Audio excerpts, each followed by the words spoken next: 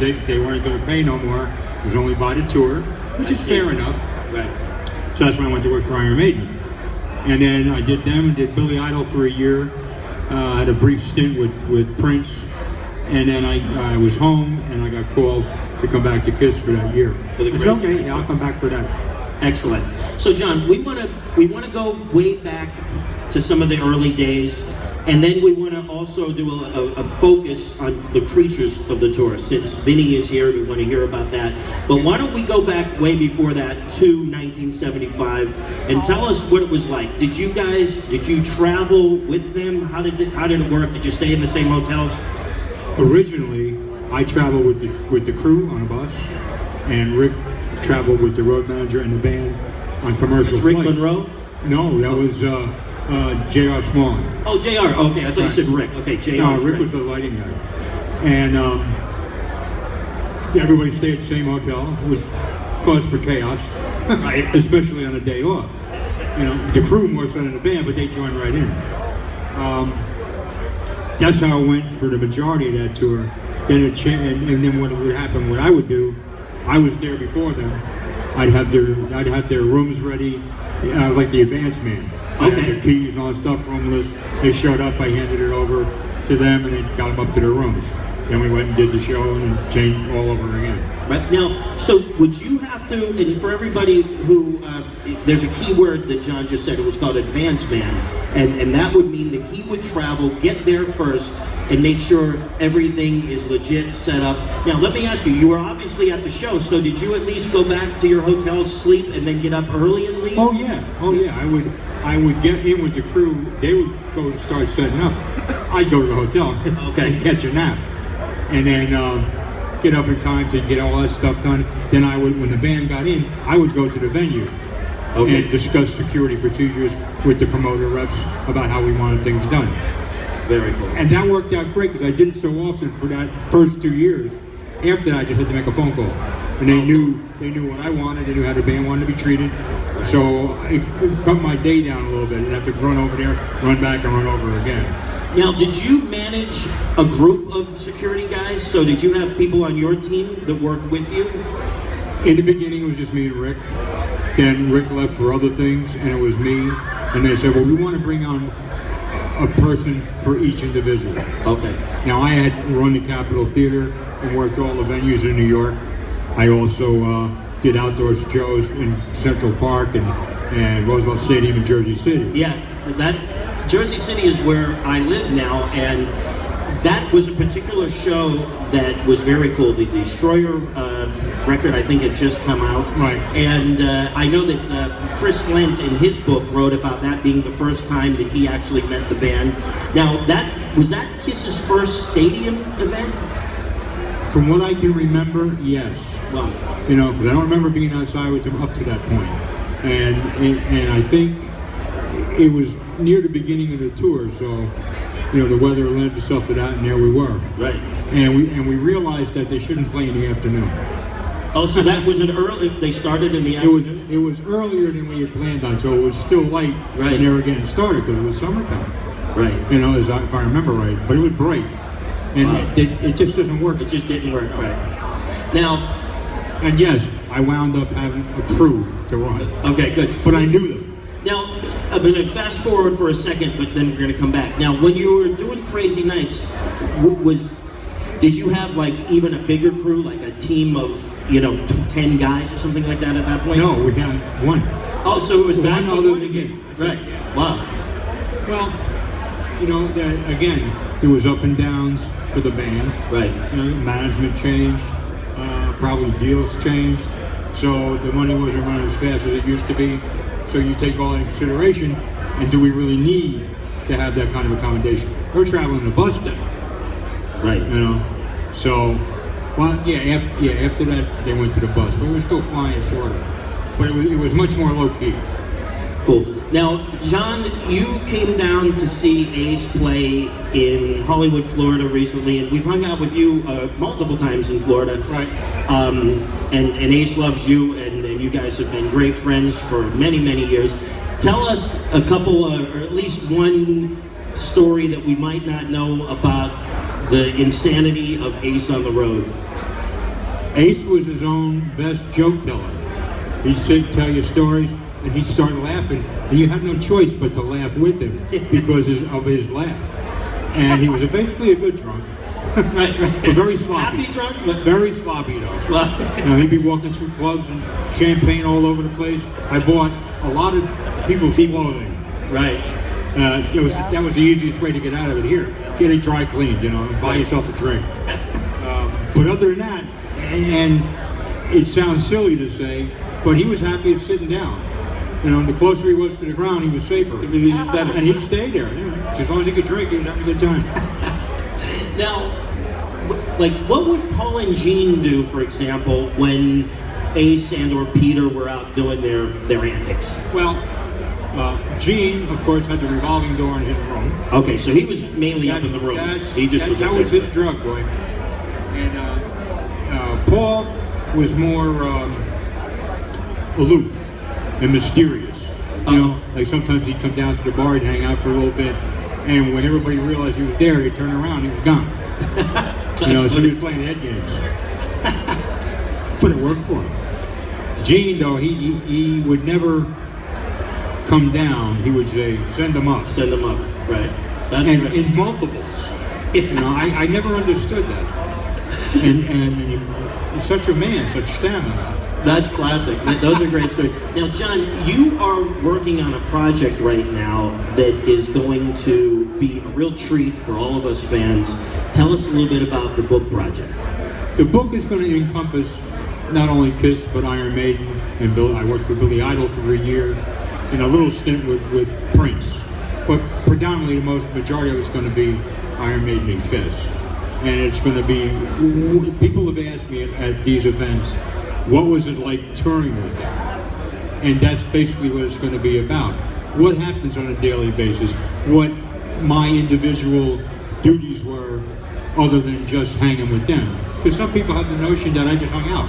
Right. And that's really not what happens. I wish it was. Right. I would have slept a lot more. There was plenty to do. There was logistics involved. How are people moving around? How are we going to get them in and out of certain venues? Because certain ones are tougher than others.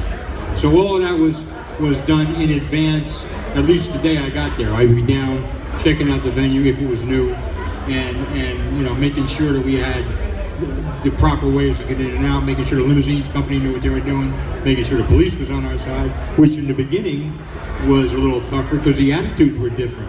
In 1975, most police departments wanted nothing to do with rock and roll. That was taboo. And depending on the part of the country, you either did or didn't get cooperation. Hotels the same way. People would say, well, do you have security people in place for your hotel normally? And some they would say, yeah, and they didn't have a soul. Right. Or they'd have one fella, and he was as old as Methuselah. He was going to be of no help to us, or to his hotel at the time, because he was going to get overrun. Right.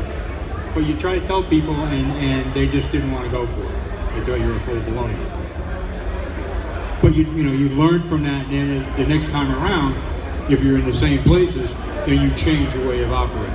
You bring local security in, or if the police department is so willing, you get a couple of off-duty cops. We used to get escorts that way. And at first we offered to pay. They said we can't take it. Okay, what can we do for you? You want autographs for your kids, T-shirts or something? And that would usually sweeten the pot a little bit, make it more inclined. I even got a police escort in New York City, which is unheard of unless you're the governor or the mayor. Right. And it wasn't official, it was unofficial. We came out of Madison Square Garden. I knew some of the beat cops there. They got me a car, and all I did was lead us out of the garden area and got us into traffic. So we were basically away from the venue in 2 minutes. Through the traffic lights, and then we were on our own. That cost me a case of beer. That's great. It's so neat to hear how these things were accomplished back in the day.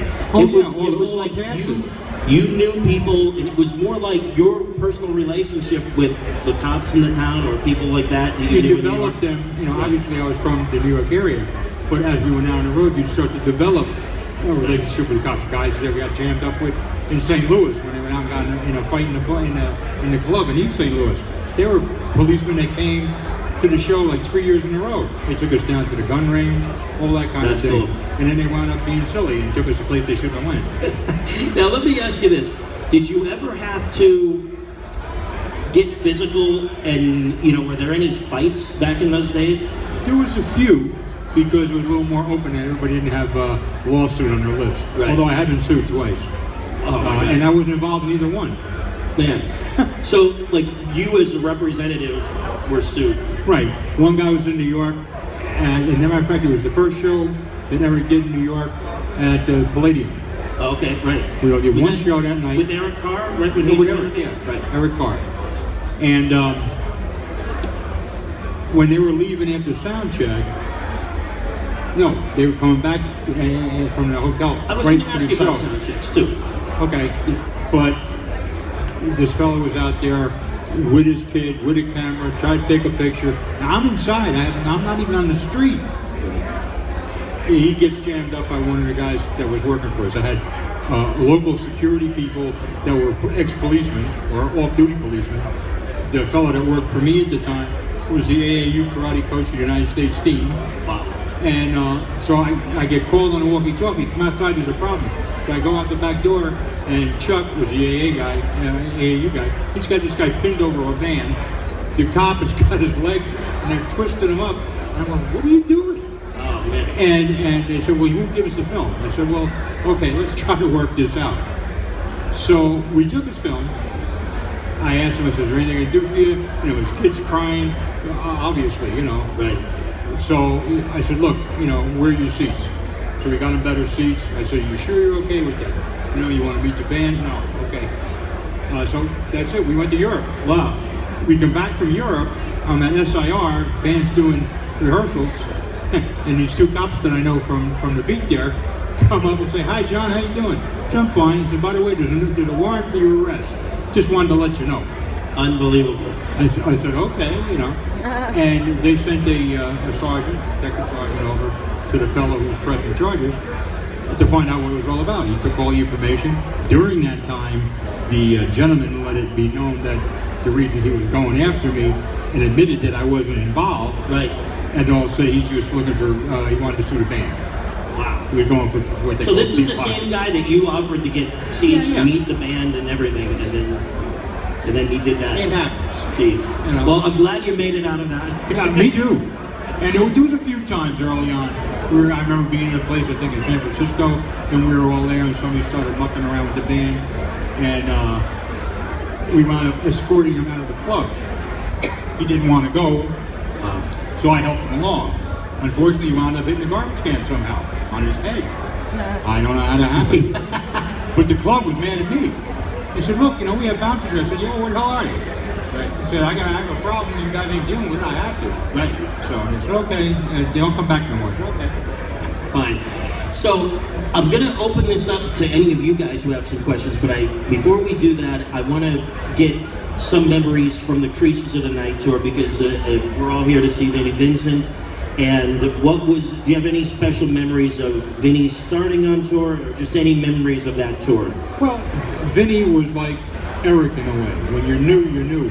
And Gene and Paul are real taskmasters. I mean, they can really, put it to you. And Vinnie had a hard time with that attitude, and because he wanted to be really involved. He was happy he got the position, and he wanted to offer what he could bring to the table. And of course, they were like, well, we'll get to that, So they sort of blew his enthusiasm. And he was never crazy about the costume. It was okay, but it wasn't his favorite part of the job. And he's got bad feet. Oh, I didn't know. So he had to have arches, supports. So that, in combination to the platforms, didn't work out too well some days. It made him more unstable. He reminded me of Ace. Right. Because Ace would stumble around, but he does that down normally. Yeah. That's classic. But Vinnie was real sweet.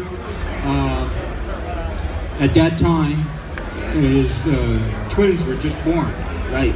So that's all he talked about. Wow. He was so enamored with those two children. It was really cool. for a rock guy to be on the road and you know, be enamored with his children rather than, oh, I'm a big rock star. Right. So I found that attitude refreshing.